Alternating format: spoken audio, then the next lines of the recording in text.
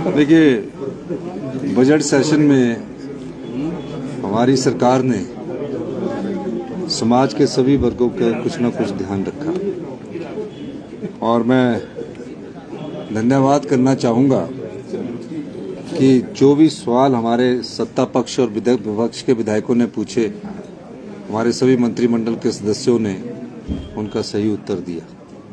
निश्चित रूप से 2-3 बिल बड़े महत्वपूर्ण हैं।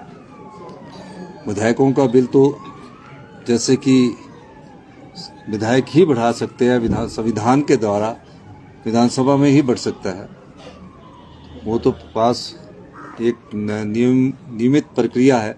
लेकिन जो महत्वपूर्ण 3 बिल आए उसमें हिमाचल प्रदेश की संपदा से कैसे आर्थिक समृद्धि की ओर बढ़ा जाए, उस दृष्टि से जो हमारा आज लैंड का बिल था वो बड़ा महत्वपूर्ण था। प्रॉपर्टी में हमारा किस प्रकार हम अपना लैंड रेवेन्यू जनरेट कर सकते हैं, उस दृष्टि से ये बहुत महत्वपूर्ण बिल था। और मैंने सदन के अंदर भी जब माननीय मंत्री जी उत्तर दे रहे थे तो उनसे पहले मैंने कहा कि तकरीबन 500 से 1000 करोड़ रुपया इस वित्तीय वर्ष में हम उससे इकट्ठा करने की कोशिश करेंगे। दूसरा बिल, जो युवा पीढ़ी हमारी नशे में चली गई है और नशे के खिलाफ उनको हमारा जो एक जीरो टॉलरेंस अगेंस्ट ड्रग्स है, उसके खिलाफ हमने एक जो पिछले 3 महीने से अभियान चलाया हुआ है, उसमें जिस प्रकार कई बेल्स हो जाती है और दोबारा से वो लोग उसी कार्य में लग जाते हैं, उनके खिलाफ हमने एक बिल इस विधानसभा क्षेत्र में लाया है। ऑर्गेनाइज क्राइम का बिल हमने इस विधानसभा में लाया है, जिसमें मृत्यु दंड का प्रावधान किया है, 10 साल की सजा का प्रावधान किया है। इसलिए ये बड़ा ऐतिहासिक सत्र था। इस ऐतिहासिक सत्र में जो महत्वपूर्ण बदलाव हम बिल लेकर आए हैं, जो अभी एक्ट का रूप धारण करेंगे, उसके बाद आप देखना कि जो नशे के कारोबार में जो अभी 30% की कमी आई है, आने वाले समय में इसमें बहुत अधिक कमी आएगी। और जो ये गोलीबारी की घटना हो रही है, हायर करके जो लोग लाए जा रहे हैं, इनके खिलाफ जो ऑर्गेनाइज क्राइम का हमने बिल लाया है, उसमें काफ़ी बड़ी पावर दी गई है और निश्चित तौर पर पुलिस के हाथ उससे मजबूत होंगे। और जो इस प्रकार के धंधे में सम्मिलित लोग हैं, ड्रग्स की सप्लाई कर रहे हैं, ड्रग्स में बच्चों को डाल रहे हैं, उनके खिलाफ हमारी सरकार कटिबद्ध है कि हम सख्त से सख्त कार्रवाई करें। और बच्चों को कैसे रिहेबिलिटेशंस में लाया जाए, जो नशे में पड़े, उनके लिए भी हमारी सरकार ने इस विधानसभा सत्र में एक योजना लेकर आए हैं। तो मैं सभी पत्रकार बंधुओं का भी धन्यवाद करता हूं और सभी साथियों को भी धन्यवाद करता हूं कि आपका सहयोग पूर्ण हमें मिलता रहा है। धन्यवाद। सर, माननीयों के वेतन में वृद्धि हुई है, कितने प्रतिशत वृद्धि हुई? क्योंकि आज माननीयों के देखिए, माननीयों के में 24-25% या इससे थोड़ी ज़्यादा हुई होगी। और उसकी जो माननीयों के जो भत्ते हैं वो 9 साल से नहीं बढ़े थे।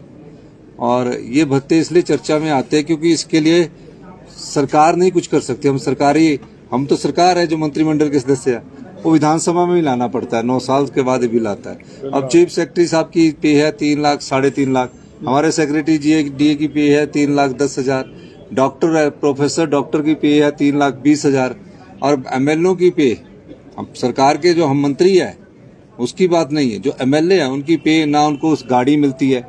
कई लोग सोचते हैं कि जो गाड़ी मिलती है वो सरकार के द्वारा उपलब्ध हो जाती है, ऐसा नहीं है। वो लोन उठा के गाड़ी उठाते हैं, फिर उसमें जो ड्राइवर रखते हैं वो भी सरकार का नहीं होता, वो अपना उसमें अपने पैसे से जो उनको सैलरी और वेतन मिलता है उसी से देते हैं, अपने मकान का किराया उसमें से देते हैं। और हमने एक और कार्य किया है कि हमने कहा कि जब आम आदमी बिजली का बिल देता है तो आपके बिजली के भत्ते भी बंद कर दिए, उनके पानी के भत्ते भी बंद कर दिए और टेलीफोन का भत्ता भी हमने माननीयों का बंद कर दिया। तकरीबन 30,000 के उनके भत्ते बंद किए। तो अगर इन्फ्लेशन के हिसाब से देखा जाए तो कोई ज़्यादा बढ़ोतरी नहीं हुई है। कई विधायकों का, सत्ता पक्ष और विपक्ष का कहना था कि हमारे को भी किसी का स्केल तो दे दो, कि हमें कम से कम सेक्रेटरी का स्केल दे दो। तो सेक्रेटरी का स्केल देते तो उनको और ज़्यादा विद्युतीय, पर संविधान में ये प्रावधान नहीं है कि हम उन्हें सेक्रेटरी का स्केल दें, प्रिंसिपल सेक्रेटरी का स्केल दें या चीफ सेक्रेटरी से ऊपर का मंत्रिमंडल के सदस्य स्केल लें। इस प्रकार का प्रावधान नहीं है।